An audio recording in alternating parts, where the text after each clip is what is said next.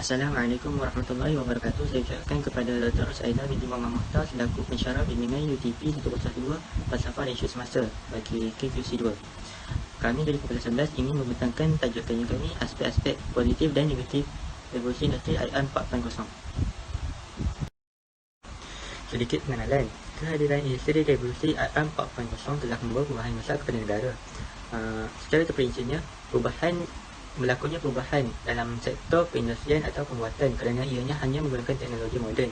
Seterusnya, perkembangan teknologi telah meramalkan sebanyak 50 bilion peranti elektronik yang digunakan untuk berinteraksi antara satu sama lain. Statistik menunjukkan sebanyak 6.58 peranti elektronik yang digunakan oleh setiap manusia. Seterusnya, kerajaan juga telah menerbitkan sebuah polisi kebangsaan yang bertajuk Industri 4WRD, di mana industri 4WRD ini bertujuan untuk membantu sektor perkilangan dalam merealisasikan industri revolusi IR 4.0 dalam aspek teknologi otomasi, komunikasi dan digital. Latar belakang kajian: kemajuan dan pembangunan teknologi semasa kemunculan revolusi industri keempat menyebabkan berlakunya perubahan secara mendadak, terutama dalam sektor pekerjaan. Hal ini kerana teknologi mampu untuk menggantikan tugasan tenaga kerja. Menurut Sinar Harian 2018, di mana isu berkaitan dengan peluang pekerjaan ini menjadi semakin terhad bagi kalangan mahasiswa kerana mereka hanya mempunyai pengetahuan semata-mata. Dunia kini memerlukan seorang intern yang berkemahiran tinggi bagi mencapai modalitas yang berkualiti.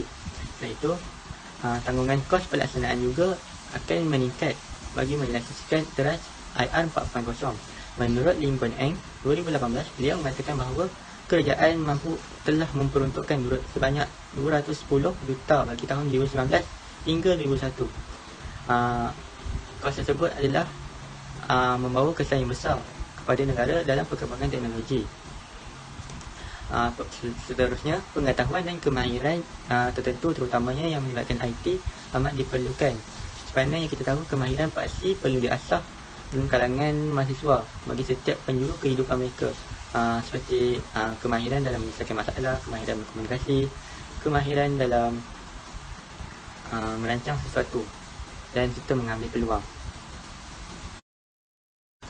Antara objektif kajian kami, yang pertama, memahami konsep revolusi industri keempat. Kedua, mengetahui sejarah pembentukan atau perkembangan revolusi industri keempat. Yang ketiga, mengetahui ciri-ciri utama revolusi industri keempat. Yang keempat, menjelaskan kebaikan revolusi industri keempat dalam aspek pendidikan, ekonomi dan politik dalam era pasca moden. Yang kelima, menjelaskan kesan negatif dari aspek keagamaan, kemanusiaan dan penjagaan alam sekitar. Dalam skop kajian, kami memfokuskan kepada kesan positif atau negatif kehadiran revolusi industri keempat IR 4.0 dalam kehidupan manusia pada masa kini. Dapatan daripada kajian juga yang dijalankan menunjukkan bahawa penggunaan teknologi telah mendatangkan banyak cabaran kepada negara melalui beberapa aspek utama. Assalamualaikum warahmatullahi wabarakatuh. Saya Nur Suzana Azila binti Ahmad Mustafa, nombor matrik 12011867.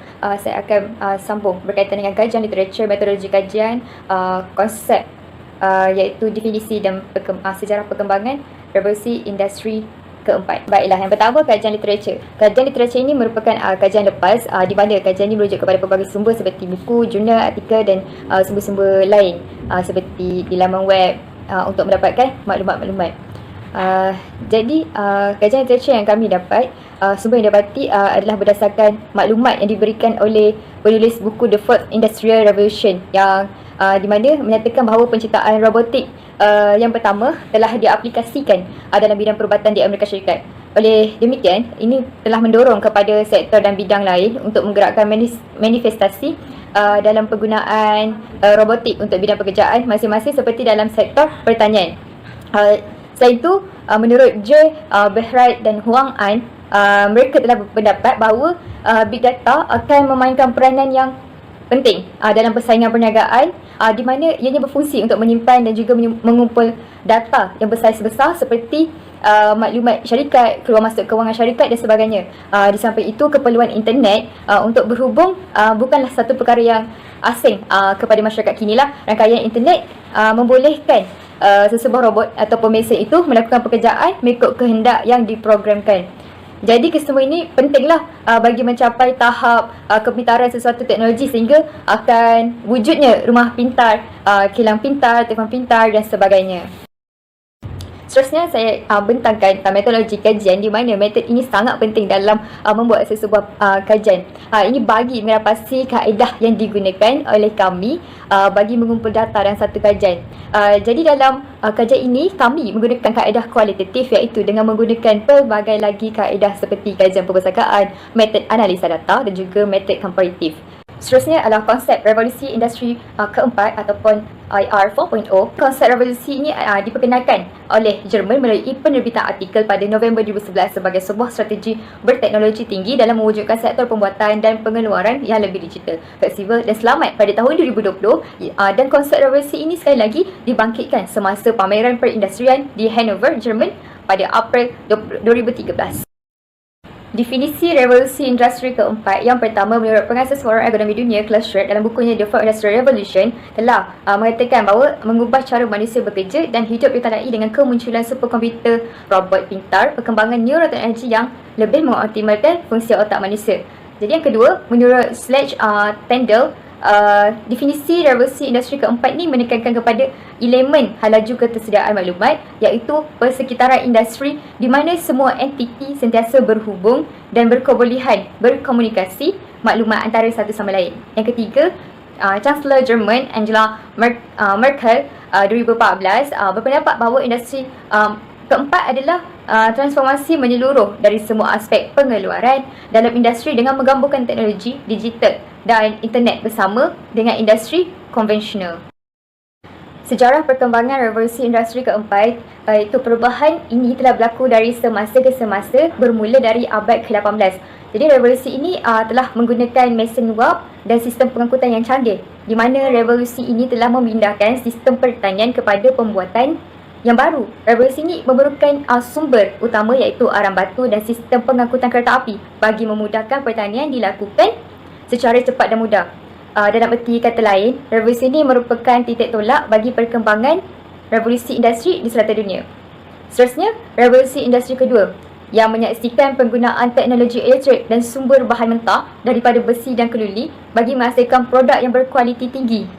Sebagai contohnya, revolusi ini telah berjaya menghasilkan kapal terbang. Dalam erti kata lain, revolusi ini ada baik dan buruknya. Yang buruknya bila kemiskinan ini berlaku dalam masyarakat dan pencemaran alam sekitar juga berlaku di mana-mana. Asap-asap kilang keluarkan sisi-sisi toksik yang tidak terkawal. Seterusnya revolusi industri ketiga yang mana ianya menyaksikan penggunaan komputer yang telah menggantikan mesin type bagi memudahkan urusan kerja di pejabat. Ini juga memberi kesan negatif bila mana manusia tak dapat kawal diri mereka untuk menggunakan teknologi ini, lebih-lebih lagi golongan muda yang taksub dengan perubahan yang baru. Sekali, revolusi industri keempat yang menggunakan Internet of Things ataupun dikenali sebagai IoT iaitu penggunaan secara automasi yang memudahkan urusan manusia bergantung kepada alat kawalan jauh. Sebagai umumnya, revolusi ini banyak menggunakan kaedah automasi daripada sistem penggunaan rumah ataupun di tempat kerja ataupun kenderaan. Maksudnya revolusi keempat ini merupakan revolusi yang paling berkembanglah daripada revolusi yang sebelum ini. Nama Ku Intan Arisa binti Ku Badrul Hisham, nombor metrik 1201864. Apakah ciri-ciri utama revolusi industri 4.0? Revolusi industri 4.0 membawa otomasi industri ke tahap baharu dengan memperkenalkan teknologi pengeluaran secara besar-besaran yang bersesuaian dan fleksibel. Ini bermaksud mesin akan beroperasi secara bebas atau bekerjasama dengan manusia dalam mewujudkan kawasan pengeluaran yang berorientasikan pelanggan yang sentiasa berusaha untuk mempertahankan diri. Mesin itu adalah alat yang bebas yang mampu mengumpulkan data, menganalisis dan memberikan input kepadanya. Ciri-ciri atau komponen utama revolusi industri 4.0 yang membezakannya dengan revolusi industri sebelum-sebelum ini ialah yang pertama, data besar.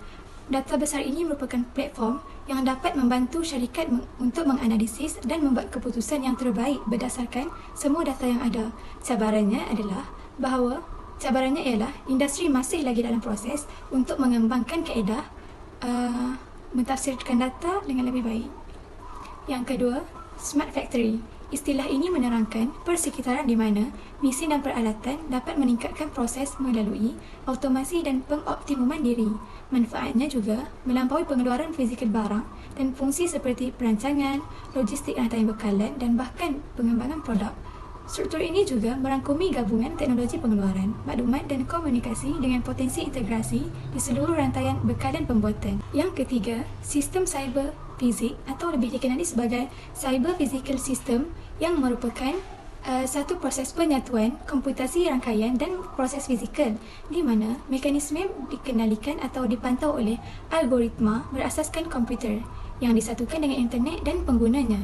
Ini bermaksud komputer dan rangkaian dapat memantau proses fizikal dalam membuat proses tertentu. Yang keempat, Internet of Things ataupun IoT. IoT ini adalah konsep yang pada dasarnya menghubungkan sebarang peranti ke internet.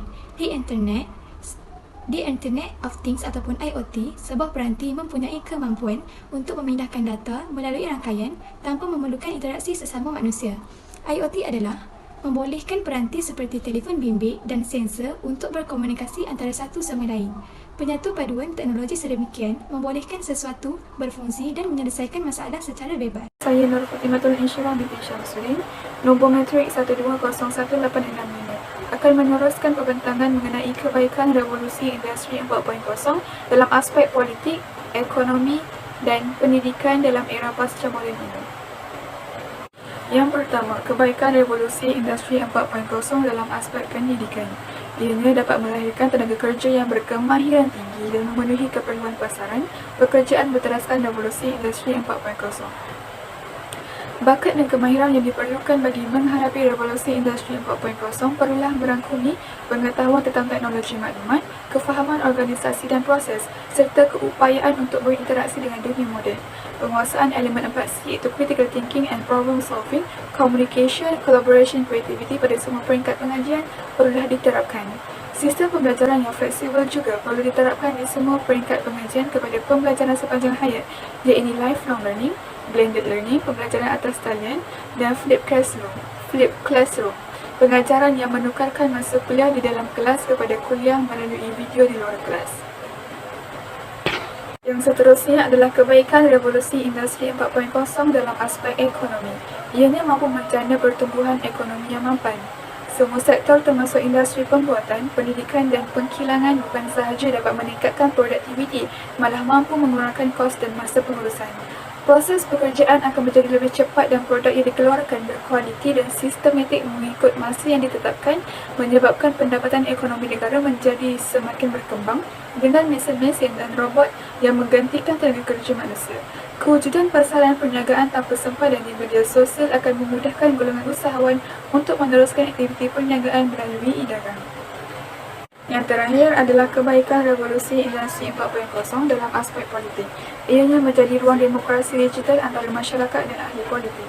Dalam konteks demokrasi digital, media sosial digunakan sebagai petunjuk penyertaan ahli politik dalam berinteraksi dengan masyarakat kerana kita dapat memerhatikan bahawa masyarakat bebas menyatakan semua aduan, mempengaruhi pembuatan dasar walaupun boleh mempengaruhi keputusan undang-undang.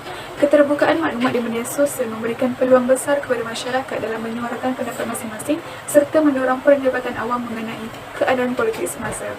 Hal ini mampu menolak ketidaksefahaman dan kebencian antara masyarakat dengan ahli politik dalam membuat sesuatu keputusan. Bersama saya Nurul Najwa Nasuh Haslin binti Muhammad Azhar, nombor matrik 121866. Saya ingin berkongsi tentang kesan negatif revolusi industri keempat IR 4.0 dari aspek keagamaan, kemanusiaan dan juga penjagaan alam sekitar. Sebagaimana yang kita tahu, di Malaysia kita tidak menggunakan sepenuhnya lagi revolusi industri keempat ini. Tetapi dengan adanya teknologi sekarang, kita dapat mengkaji sedikit sebanyak kesan-kesan negatif daripada ketiga-tiga aspek ini. Yang pertama adalah dalam aspek keagamaan. Antara kesan negatif dalam aspek keagamaan adalah pihak yang tidak bertanggungjawab akan menyebarkan maklumat yang tidak betul di internet dan juga di media sosial seperti di Facebook, di Instagram, di WhatsApp dan sebagainya. Perkara ini akan menimbulkan fitnah kepada orang yang disebarkan maklumatnya oleh penyebar maklumat. Seterusnya, antara kesan negatif dalam aspek keagamaan adalah masyarakat kini terdedah dengan gejala yang tidak sihat seperti menonton ataupun melihat video pornografi ketika mereka melayari internet. Perkara ini banyak berlaku di kalangan remaja, dewasa, tetapi kini budak-budak pun terdedah juga dengan perkara ini. Jadi kita sebagai umat Islam haruslah menghindari diri daripada perkara-perkara yang sebegitu, kerana perkara itu akan mendatangkan kesan yang buruk dalam kehidupan kita. Seterusnya, dalam aspek kemanusiaan, antara kesan buruk yang berlaku adalah kurangnya aktiviti seperti bergotong royong, menghadiri majlis-majlis yang dijemput dan sebagainya. Perkara ini berlaku kerana mereka banyak menghabiskan masa dengan telefon pintar, dengan melayari internet dan sebagainya, sehingga mereka tidak boleh menghadiri aktiviti-aktiviti kemasyarakatan ini. Seterusnya, antara kesan negatif revolusi industri keempat dalam aspek kemanusiaan adalah menjejaskan pendapatan pekerja separa mahir seperti pemandu teksi. Yang terakhir adalah dalam aspek penjagaan alam sekitar. Kesan negatif revolusi industri keempat dalam aspek penjagaan alam sekitar berlaku kerana adanya aktiviti penebangan hutan ataupun pokok secara berleluasa, dan perkara ini juga akan memberikan kesan kepada masyarakat setempat kerana mereka tidak boleh lagi bercucuk tanam, mencari hasil hutan, mencari ubat-ubatan dari sumber hutan, mencari kayu api dan sebagainya. Seterusnya, pemanasan global berlaku dan kita sudah tidak boleh menghirup udara yang segar. Seterusnya, antara kesan negatif yang akan berlaku adalah pencemaran air. Pencemaran air adalah perubahan yang berlaku kepada air dari aspek fizikal serta sifat-sifat kimia yang disebabkan oleh bahan pencemar dalam pelbagai bentuk seperti pepejal, cecair dan gas. Oleh itu, kita tidak boleh mendapatkan sumber air yang bersih dan kita juga akan mendapat penyakit jika kita menggunakan air-air yang tercemar. Nama saya Muhammad Asfar Daniel bin Muhammad Azham. Nombor matrik saya 1201861.